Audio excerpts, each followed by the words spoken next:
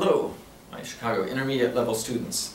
We also gave you this Whistler Etude for Developing Bowing, that one, and I suggested you do a bunch of different variations of the frog, middle, and tip. I will put this in the email, which ones are the basic bowings up at the top we want to do. I'd also like to talk about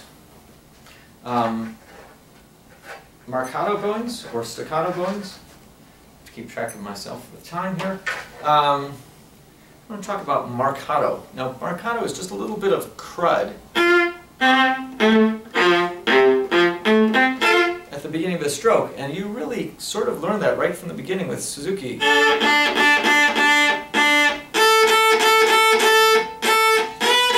By having the bow be sticky right from the beginning, and that's a great pedagogy. Now that you're getting more advanced, I want you to learn how to release. So the first thing I'd like you to do is I'd like you to learn how to do a scratch all the way through the stroke. So that it requires a lot of weight, not tension in the right hand, but just weight from the arm and a slow bow. So I could play the etude as a scratch like this.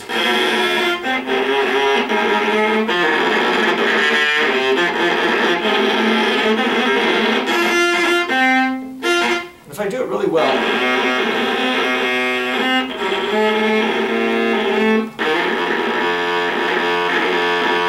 sometimes you can get an undertone, which is an octave below the original note. So a little bit of your practicing, very small amount, mind you. I'd like you to have. Then we all know that the marcato or martelé bowing requires that level of grabbing, then a release. Back to the normal level of playing. Grab, pull, release. Grab, push, release. Grab, pull, release. Grab, push, release. Okay? So, those things are very important. To totally get the string grabbed. Then to release.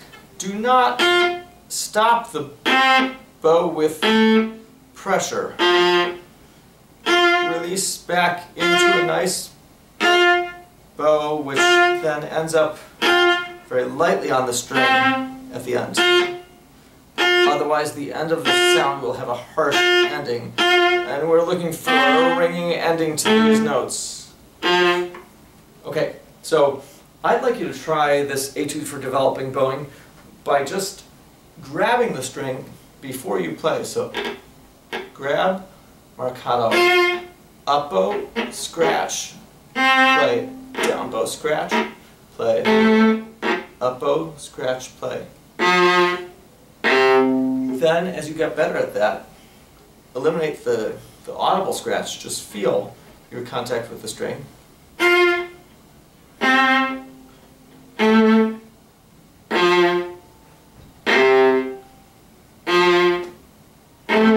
I just went very, very, very fast. You'll probably go much slower. You should go much slower. So you can feel the contact with the string, plan it, go. Evaluate. Feel, plan, go. Feel, plan, go.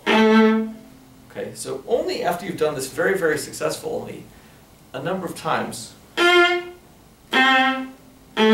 should you try and speed it up. Usually when we teach the marcato stroke, we're teaching it higher in the bow because the release is easier higher in the bow. Conversely, the grabbing is a little harder higher in the bow.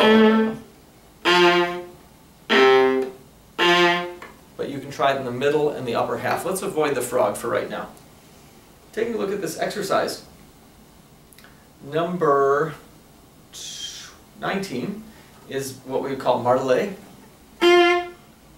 which I've been doing. I'd like to also talk about some different variants. Number 24 is slurred and martelé or marcato.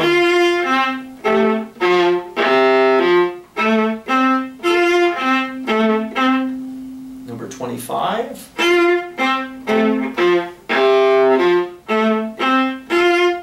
26.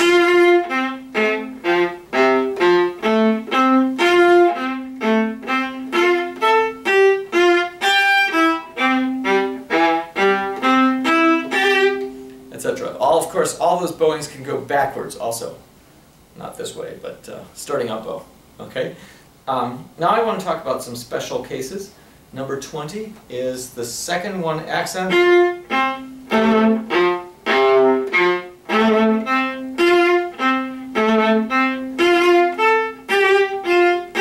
That's kind of fun. And then I want to talk about number 20.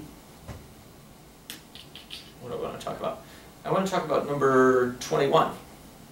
And the marcato in this case goes before the little note. Here. Here.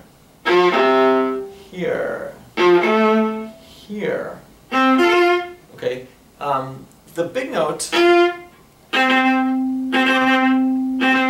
is just going to be a reflex, kind of like playing into a spring and having your hand come back out.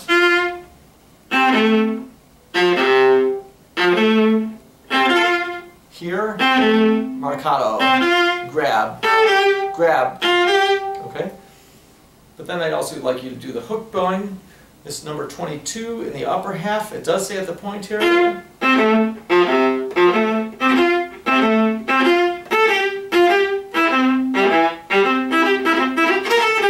It's a fun bowing. Okay, so that's a little bit about marcato. I'm looking forward to being with you in person, and we can do much more with this, and you can talk with your teachers about it. Marcato bowing, super important. We also talked about in the Matzas Etude Speciale, and some of you did a very nice job with the dynamics on that first one, number 1. It's very good. You can do other parts of that. Then we also had urged you to do different bow patterns, like 2-beat crescendos, 3-beat crescendo followed by 3-beat diminuendo.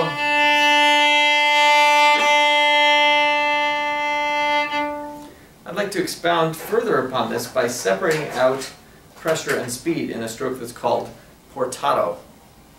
So I'd like you to, first of all, imagine playing the bow at a steady rate, and then just to lighten up the bow in the middle.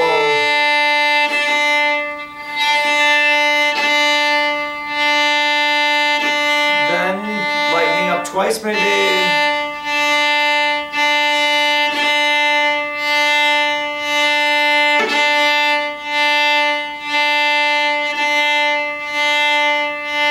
Then lightening up 3 times, which would make for 4 notes.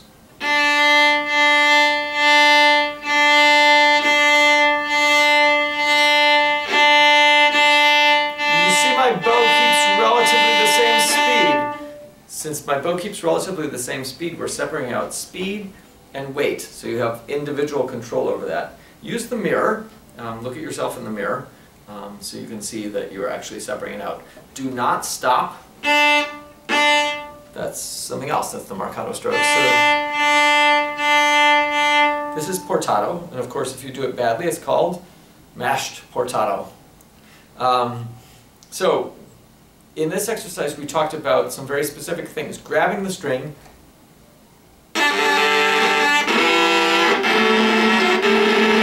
kind of the scratch stroke, and a very little part of that scratch stroke is evident in the marcato stroke. So I had you practice that. Heavy beginning, firm, quick bow speed, releasing the weight, and then out of the string by the end of the note, getting back in before the next note. We applied that to some bowings, so that's stopping the bow completely, and now we're going to be talking about marcato.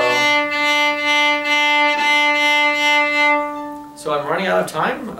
Look forward to working these concepts out with you when we're together. Thanks.